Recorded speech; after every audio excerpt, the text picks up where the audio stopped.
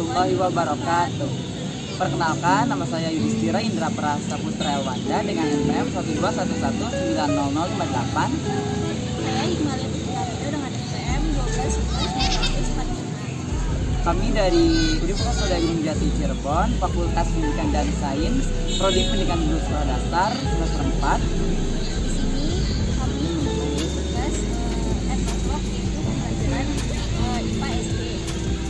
Nah, kami di sini mengambil masjid Agung Cita Rasa yang ada di Keraton Kesultanan Cirebon, karena masjid ini tuh sangat unik bagi kita di sini karena baru pertama kali ke sini, jadi merasa unik gitu ya, karena berbeda. Langsung video wawancaranya ya, dan tahu tentang keunikan yang ada di masjid Agung Cita Rasa. Oke.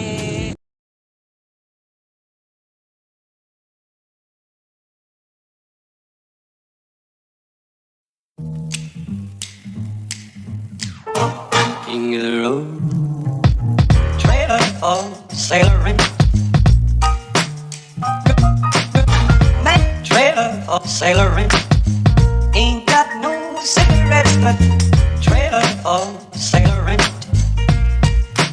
Give, man, don't pay no. Trailer for sailoring.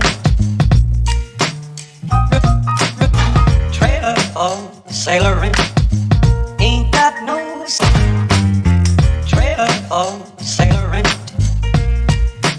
Give man to me, by no means. Give the road, trailer for sailoring.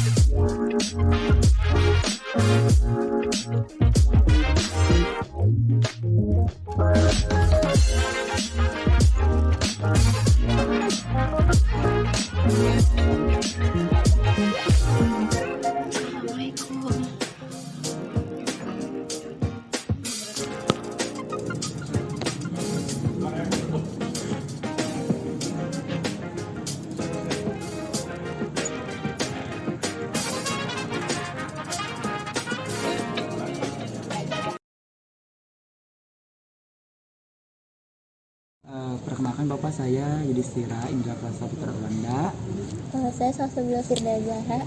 Dan ini rekan kami Hikmalia Puspita Hafidho. Hafidho. Kami dari mahasiswa Universitas Saudara Gunung Jati Cirebon ada tugas terkait dari mata kuliah pembelajaran IPA SD tentang kebudayaan yang ada di masjid ini. Sebenarnya Bapak boleh tahu nama Bapak? Samsuri. Bapak Samsuri. Mungkin Bapak untuk yang pertama kami ingin mengetahui dulu sejarah dari masjid ini itu pertama didirikannya itu pada tahun berapa ya Pak? Ya, masjid ini didirikan oleh Wali Sembilan ya, Wali Songo. Ya, itu pada tahun 1480. Kalau untuk sejarah yang masjid yang 7 orang azan di setiap Jumat itu tuh awalnya bagaimana? Awalnya dari mana ya, bisa dilestarikan dan tentunya itu sampai sekarang. Iya. Jadi ceritanya begini, kalau seseorang sudah mempunyai ilmu ya yang sangat dijaya, Iya. yang merasa dirinya sudah nggak ada lawan gitu, tidak ada musuh, tapi kemudian ada Wali Sembilan yang seorang muda ini sangat dijaya, itu Syekh Hidayatullah Sunan Gunung Jati. Karena dang di jalan itu si orang yang merasa ada yang tandingi, yang lebih atas, mencoba sejauh mana sih katanya pemuda itu begitu tinggi ilmunya. Lalu di dalam masjidnya disebarkan racun. Jadi disebarkan racun di dalam masjid ini. Kemudian siapa yang sholat di dalam dengan sendirinya meninggal karena adanya racun yang disebarkan itu. Iya. Ya. Nah, karena saking hebatnya racun yang disebarkan oleh orang non Islam yang merasa lebih tinggi itu, ya siapa aja nggak ada yang berani akhirnya. Nah, kemudian oleh Caesar Fidolus kumpulkan sanksinya, dikumpulkan, dipilih si A, si B, sampai 7 orang yang betul-betul ilmunya sudah tinggi, ya panggil. Sekarang kamu silakan masuk. Karena orang ilmunya tinggi masuk pun nggak apa-apa, walaupun ada racun ya. Tapi kalau orang yang biasa ilmunya belum seberapa pasti meninggal. Masuk, kemudian silakan kamu tunjuk adzan. Lalu mulailah adzan. Azan itulah racun yang berada di dalam masjid ini musnah. Ya, namanya racun menjangan gunung. Ya, hancur, musnah. Dulu di sini di atasnya kan ada memolo ya, kalau sekarang scuba. Iya. Nah, dengan hancurnya racun yang ada di dalam masjid ini, kubah memolo yang ini ikut terbang, tidak hancur, tapi ke bawah. Karena udah tekanan yang begitu besar, terbawa, pergi terbang kemana? Ke Masjid Banten. Nah, sekarang Banten ada 2, kan pemolonya kubahnya itu ada 2 di masjidnya, yang satu punya sini. Terbang Terbang ke bawah ke Banten karena dan kuatnya tekanan ini ya, dan jangan racun ini terbawa ke Banten.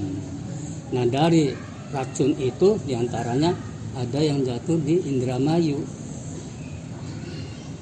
Di Indramayu tumbuh apa? Labu hitam. Saya penasaran pada waktu itu dari orang Indramayu sendiri. Betul nggak sih Pak, di Indramayu ada labu hitam? Ada, tidak ada yang berani nyentuh. Ya karena itu buat racun. Nah, saking hebatnya racun yang begitu, akhirnya hancur musnah hanya dengan azan 7 orang. Nah, sekarang sih racun apa tuh yang sangat tajam, yang sangat hebat? Yang pernah di TV disiarkan apa? Yang soalnya cyanida. Cyanida itu sangat berbahaya hebat ya. Sia itu kamu, nida berani tiada. Jangan namanya cyanida. Kamu berani tiada. Itu saking hebatnya racun. Sebelum begitu hebatnya terbang hancur. Nah, akhirnya dengan azan 7 orang itu ada di antara mereka yang meninggal dunia satu. Terkena Meninggal satu. Dari 7 orang itu 7 anak itu meninggal satu. Dikuburkannya di sini. Dalam di makamnya di dalam masjid. Nanti bisa silakan ada tuh itu. Dan silakan lihat-lihat, nanti akan ditanyakan apa ini.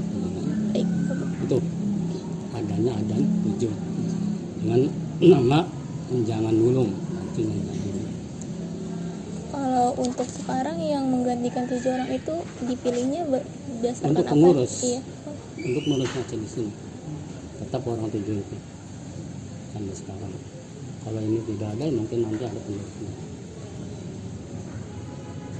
Bapak izin bertanya, kalau untuk bentuk bangunannya sendiri ini dari dulu seperti ini atau ada? Kalau dulu kan hanya ini, tembok ini aja. Tembok aja ini, asli ini. Kalau menurut orang tua ini bentuknya kayak Ka'bah, yang kubus. Iya. Betul. Panjang lebarnya katanya sama, cuma tingginya nggak sama. Iya. Kalau Ka'bah tingginya kurang lebih 11,8 meter kalau nggak salah. Itu kalau Ka'bah. Di sini masih tempat. Bapak kan tadi kita mendengar ada beduk sebelum dikembangkan azan. Nah itu kan beduknya kayak Lumayan banyak. cukup panjang. Iya, memang kalau beduk di sini seperti itu kalau untuk duhur. Ya, itu ada maknanya Untuk nggak? duhur, untuk hari Kamis, Jumat, sore itu panjang. gitu. Mananya itu dari manggil musabah itu sudah masuk azan walaupun dengan yang suara azan, tapi ada suara dulu. Kalau yang lain masih langsung azannya. Iya. Kalau ada syarat dulu, dari orang siap dulu. Iya. Oh, iya. Untuk mengingatkan gitu ya. Itu Siap. azan. Ya. Iya. Kalau untuk terkait ini Bapak yang mata air. Kalau mata air kan ada sumur ini. Ini sumurnya bikinan Wali Songo tetap sama dengan ini. Ya, karena dulunya kan belum ada kucuran. Iya. Apa? Di sini pakai wudhunya di sini. Dan belum ada ini, kan masih induknya itu, masih Iya, asli. Kemudian ini ada batu tinggal dua nih, satu di dalam satu. Iya. Ini untuk panjatnya mau masuk ke dalam tuh, mau habis wudhu tuh. Iya. Ada panjatnya seperti tanah tuh ya. Iya. Lepas Supaya itu, tidak kotor. iya supaya tidak kotor, Iya. tidak dihilangkan. Ini biar ini sekarang.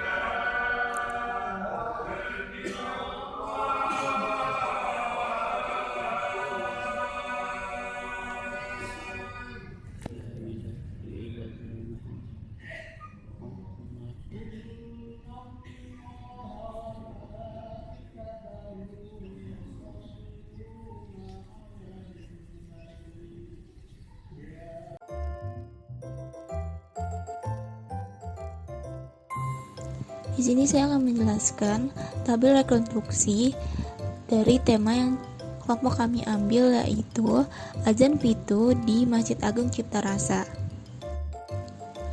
Pada tahapan yang pertama, masyarakat mengambil air wudhu yang berasal dari sumur. Lalu pengetahuan masyarakatnya, para masyarakat yang ingin melaksanakan sholat di Masjid Agung Cipta Rasa mengambil air wudhu dari sumur yang dibangun oleh Sunan Gunung Jati. Pengetahuan ilmiah untuk membersihkan diri dari kuman dan bakteri yang menempel pada tubuh dengan cara membasuh air wudhu dari sumur yang dibangun oleh Sunan Gunung Jati.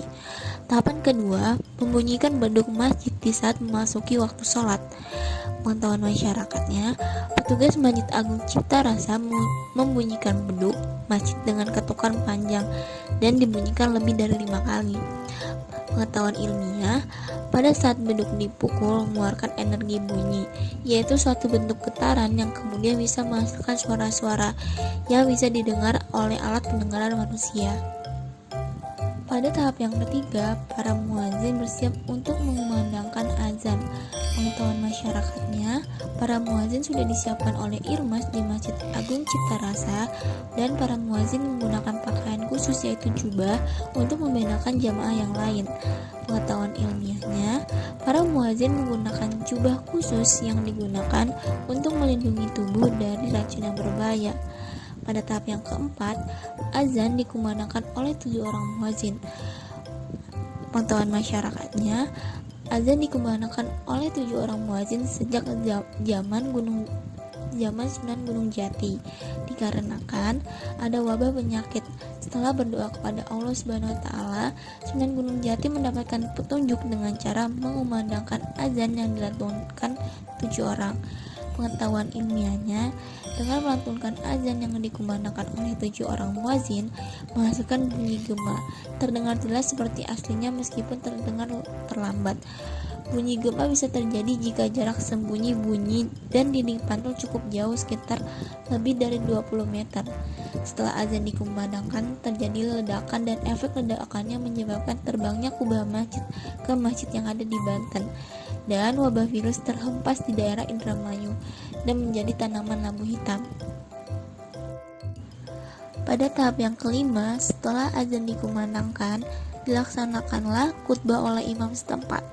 Pengetahuan masyarakatnya, imam melaksanakan khutbah di kursi khusus yang disiapkan dari zaman Sunan Gunung Jati. Pengetahuan ilmiahnya, maksud dari kursi khusus adalah kursi yang dilapisi oleh kain putih yang berfungsi untuk tetap terjaga bersih dan suci.